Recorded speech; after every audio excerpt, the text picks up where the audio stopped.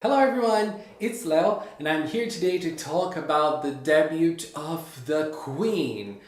Another Queen, the Red Queen. Let's talk about episode 5 from Tropical Rouge PRECURE, which was the birth of Cure Flamingo, the debut of Takizawa Asuka, our big sister, our reliable senpai. Yes, I really liked this episode. Again, we have another episode with a tone shift, a big tone shift, if I dare say. Just like Minori's episode, it feels like Tropical Rouge is really able to deal with different tones and different ways of working, and not only working with hyper and super energetic episodes all the time. So we start the episode being introduced to Asuka protecting Manatsu, and we already see how strong she is, how bold and courageous and brave she is. She is not afraid to go against people to protect the weak or the weaker, or as she says, don't touch my girls. I love that. And at that scene, we can see Manatsu being infatuated with her, and especially Laura being infatuated with her. And obviously, again, this is something that is very Tropical Rouge because we don't usually see this in other seasons, which is Laura's after cures. Laura needs to find 4 cures. And so for her, it is very easy to talk to people. Even though she's a mermaid, she doesn't take that as a secret. For her, the most important thing is to find cures, is to find people who would become cures, and she does not hold back. So she sees Asuka, she says, I want her, I'm gonna make her as a cure. And so she does. She goes after her, they go after her in school, and they find her, they start talking to her, she jumps out of the aquapod, like no holding back at all. And this episode didn't really make that, which is usual, that shocking moment with the girl meeting the mermaid for the first time, or the fairy for the first time. This episode simply did not do it, and Tropical Rouge isn't really doing it, which is nice. I mean, there are so many things to talk about. So let's not create big reactions and, big moments for those things and leave those moments for other stuff. Which, I mean, those girls are gonna turn into magical girls anyways, and they're gonna learn that they have mystical powers. So why spend time? Even though I like the big shocking moments, we still had a little surprised Asuka there, but it wasn't a very much of a big deal. And I think that one of the most interesting dialogues of this episode was at this moment. Because, Laura clinged onto Asuka and told her that she needed to become a precure so that Laura could be the queen of Grand Ocean. And for the first time we see someone actually understanding Laura better and, seeing her actual desires. And she's like, so you want me to become a cure just for you to become the queen? I see that. And Laura, she didn't get surprised about that at all. She just played along, and she understands, that is what she wants to do. She's not ashamed of that at all. She's not ashamed of wanting to be the queen of Grand Ocean. And she just said, what's wrong with that? I want to be the queen. What's wrong with that? By doing that, I'm going to be saving the earth. I'm going to be saving the ocean. I'm going to be saving both. So why not? I mean, her end goal might not be the best end goal ever, but she's using the right means to get there. But Asuka declines. She does not want to be a cure because she doesn't want partners. She is a lone wolf, and she wants to be alone. She doesn't want, a group. She doesn't want to be in a group of people, so she leaves the girls. Then the girls go talk to the student council president, Yuriko, who tells them that the club application they sent makes absolutely no sense. This is so Manatsu. It made absolutely no sense at all. And so Manatsu would want to redo it, but there is no room for the club to be active. So they couldn't do a club. But then Asuka was listening, and she was like, no, girl. This is so unfair to the girls. This is not their fault. And so she said, I'm going to find a room for them. And, that is something that they made very clear about Asuka. Even though she likes to be alone, even though she wants to be alone, she doesn't want partners at all, she is a person with a strong sense of justice. Probably the strongest one in Tropical Rouge so far. So she does not want injustice at all. So she goes after finding a room for the girls and they start searching in the most bizarre places. But Minori, the Yellow Queen, finds a room for them. She knows a place that they can set up a room and they all start working in this room. Something very interesting. Last episode, episode 4, I complained that we didn't really see much of Sango. Sango basically disappeared in episode 4. And now in episode 5, I think that this is a great example on how to work with every character. So we have 5 characters, 5 main characters so far, and each and every one of them was able to shine in this episode in their own way. Sango was super active with her kind and, soothing voice. Manatsu, obviously, Laura, obviously, Asuka was the main star, and Minori was also able to shine with her quiet ways. She was also given a role, and I like seeing this in every single episode. So this episode is a great example of that. So, the girls started arranging the room. I really liked that scene and how they arranged that, and obviously I think that the most interesting thing about that is Laura giving out the orders. You do this, you do that, you help this, you do that, you clean there. That's what she was doing, and I found that super interesting because, as I said, Laura takes charge, and she does that knowing that she has a queen-like attitude, and this is something she is not ashamed of at all. I love this about Laura. Asuka notices that she does that, and she's like, well, I can't do anything. I'm a mermaid. I love that so much. But at the same time, Asuka starts understanding that Laura is great at giving commands. She's great at commanding a scene. She knows how to do that. That is, I don't know if we can call that foreshadowing, but I think that this is character building because Laura wants to be a queen. And it's not, she wants to be the queen because she wants the title. That is very clear. She wants to be the queen, but she is good at it. She is good at controlling. So if she ends up being the queen because she just wants this title, it will still make sense for her because she will be good at that. She will be a great queen for sure. Obviously, there are lots of lessons for her to learn. She will in this season, I'm pretty sure of that. But also, having her in this role of showing things to people makes a lot of sense for character building. And so we start seeing glimpses of Asuka's story in different moments. So we have one moment in which Asuka and Minori were going to take the trash out, and Asuka just looks at a tennis court and she feels melancholic. We don't really know what she was feeling, but it wasn't a good feeling at all.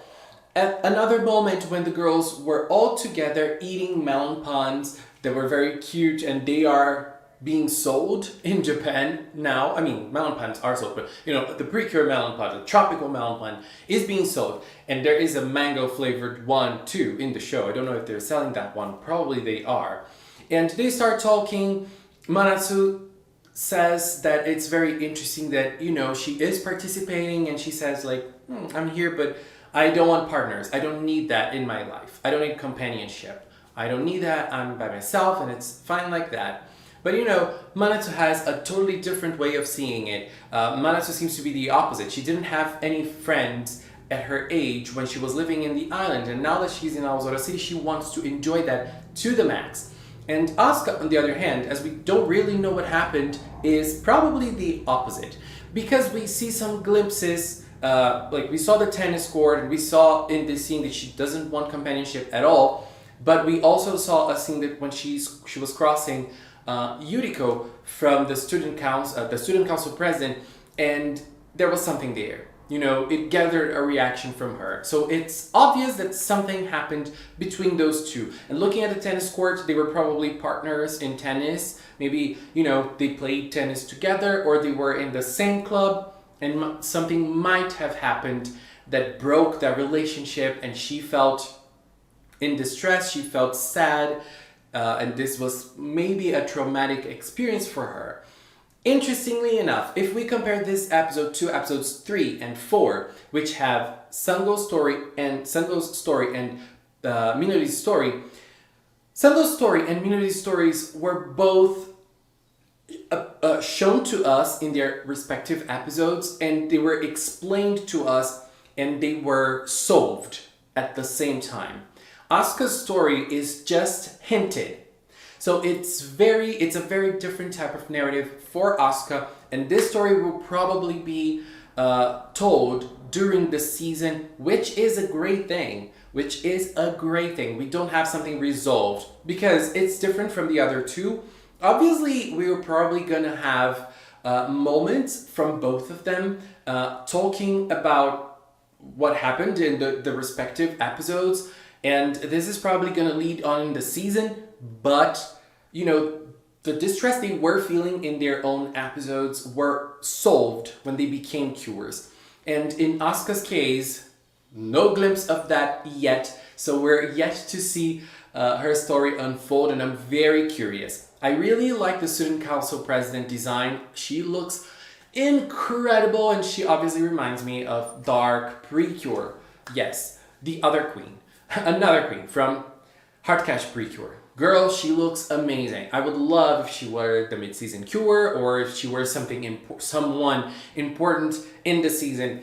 In the hero side, in the villainous side, I don't know, but I would love to see that. So then the girls go to take out the trash into the recycling center, and Asuka stays behind. Manatsu leaves her a note, so obviously Manatsu's kind of winning her heart. And when the girls get there, Numidi is there. Numidi creates a Yaraneda, takes motivation from people, and she attacks. She creates this totem-looking Yaraneda, and it looks super nice. I love the Yaranedas from this season. I love the monsters from this season. I mean, Yaranedas are from this season only. And then they start fighting. Interesting, the transformations this time were bigger than in last episode. I mean, last episode we had less time to work with that because we had more story on Minori, and now we have more of the transformations, and they start fighting each with not each with their own style, because Papaya got more physical in this episode, but Coral obviously used her shield. And it was very interesting that each of the girls, you know, were fighting against one piece of the totem, and Summer ended up against two pieces, and she couldn't do anything. She was rolling in the ground. I loved that scene. It was super funny. But then Asuka saw that something was happening, and she arrived. Girl ran.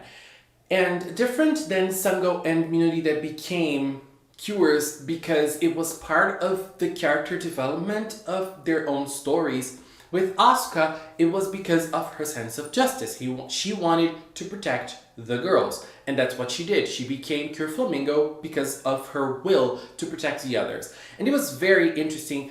Laura just saw her there, and she just gave her the pact again, and she just transformed. Super cool. I love Laura's and Asuka's relationship. It is so amazing. I love them together already. So they started fighting. It was super cool seeing Flamingo fight for the first time. She kicked a lot, and I loved that scene so much. They basically created the same strategy they created to clean the room in the Yaraneda battle, and they were able to win, and Flamingo was able to kick some ass with her solo attack. Girl, I really loved the fight in this episode. It wasn't like something wow, but it was super, super interesting. And they were able to win. Now Asuka is more open to stay with the girls. Asuka still doesn't really want to be part of the club, but obviously that will change. And Asuka is leaning towards companionship once more. I really loved the way the episode ended. Another group is done. So some considerations. First, Numini. I love her. I really love her. When she saw Cure Flamingo, she's like, you have such a strong personality. I don't like you. She is so amazing.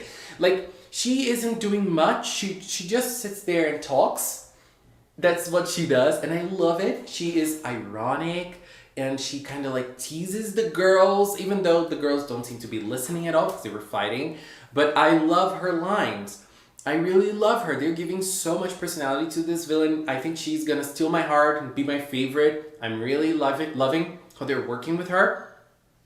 Another thing that I need to talk about, I reacted to Pure Flamingo's transformation and attack here on the channel. If you'd like to check it out, it is the video before this one. And I want to say something. The person who worked on the animation of the attack and of the transformation is Yoshiyama Yu, and she has a Twitter account. And well, I don't know how you felt about the transformation and the attack, but I felt they were both incredible. And there are lots of quick and hidden scenes there, and if you look at the frames, oh my god, it looks incredibly great. So I think that we as fans should all go to her Twitter and say, you know, thank you so much for working with this amazing scene. It's always nice when we have a direct communication with the people that have directly worked with the season. So if you liked it, please send her a message. I will do this after recording, and I will thank her for bringing to life our queen Asuka, our queen Flamingo. And she did such a great job. Come on. The animators in this season are doing something so creative and so out of this world. Girl, I am living for Tropical Rouge. I am living for Tropical Rouge. And so I really hope that in the next episodes we have more on Asuka's story, and I'm pretty sure this is probably going to be what leads to her character arc in the season, and I cannot wait to see more of the student council present. I love her already. She is dancing in the opening, so we knew that she was gonna have some sort of role. The teacher also appeared in this episode in one quick scene, but she did. They're always trying to find ways of the teacher appearing, even when the teacher doesn't need to appear. There is something there.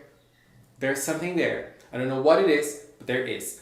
Anyways, this was my opinion on episode 5 from Tropical Rouge. If you'd like to keep on talking about it, leave in the comment box. Let's keep discussing this amazing episode. Another great episode for Tropical Rouge. Also, I want to take this time to thank the members of the Magical Cinema channel. If you are a member, I really appreciate your support. I really appreciate that you believe in Magical Cinema. I am very thankful. And if you watched up until now, thank you so much as well. Thank you so much for watching, and until next time, bye bye!